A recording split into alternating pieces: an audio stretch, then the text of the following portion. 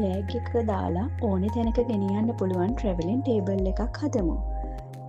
තුන්කාල PVC බටයකින් අඩි 2.5ක කකුල් 4ක් කපා ගන්න.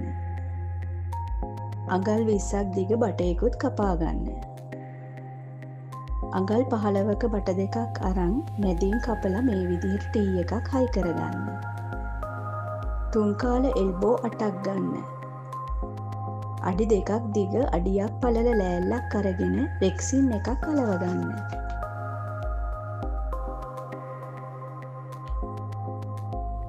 පිටුපස අඟල් 15ක් දිග බට කෑලි දෙකක් දෙපැත්තට ක්ලිප් වලින් සවි කරගන්න.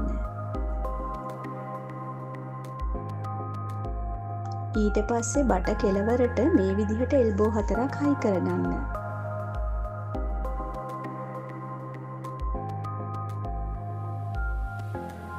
දැන් කපාගත්ත කකුල් 4ට මේ විදිහට එල්බෝ වලට හයි කරගන්න.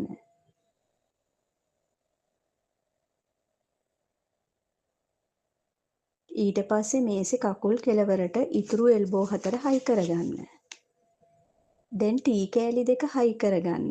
මුලින් කපාගත්ත අඟල් 20 බටේට T කෙළවර දෙකට හයි කරලා ටේබල් එක සම්පූර්ණ කරගන්න.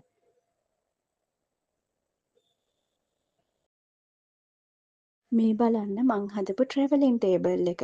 ඕන තැනක ගෙනියන්න පහසු නිසා ඔයාලට ගොඩක් ප්‍රයෝජනවත් වේවි.